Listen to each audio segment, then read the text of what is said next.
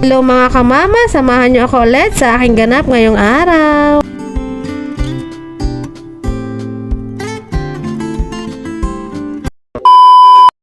Aga na pala ako nagpapakulo ng baboy. Umaga mga kamama.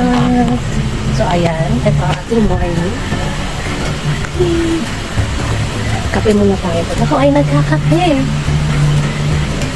Adiin may nanay light na naman mamaya. As usual, nanay mood pa rin. Habang nagpapakulo ako, eto magkape muna dito sa labas dahil malamig nga. At dahil basura day ngayon at hindi pa naman puno, sa Friday ko na lang itatapo. Kaway sa mga nanay na maaga pa lang nagluluto na ng ulam para hanggang gabihan na.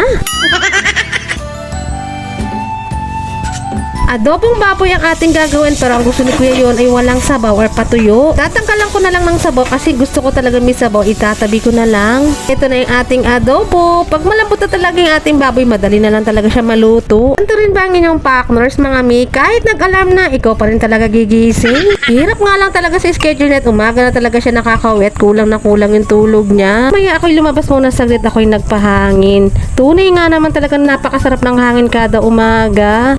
Nagbabaon nga pala si Papa Chuck ng kanin para for lunch niya. Minsan hindi niya nakakain kaagad or minsan hapon na niya talaga daw nakakain sa sobrang busy.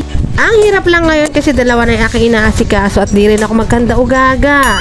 Multitasking nanay nga talaga tayo, no? Wala pa rin talagang kapantay mga mi, walang kapaguran, ngarag. Pinakain ko na rin yung aking estudyante dahil maya-maya ay kami ay papasok naman. Nauuna nga palang pumasok si Papa Chuck bago kami dahil ang pasok niya ay 8 o'clock, kami naman ay 11:30. Hindi nga lang talaga sila nakakasabay ni Kuya Yuan dahil nga maaga itong naalis. Sayang at makakalibre sana ng 30 pesos.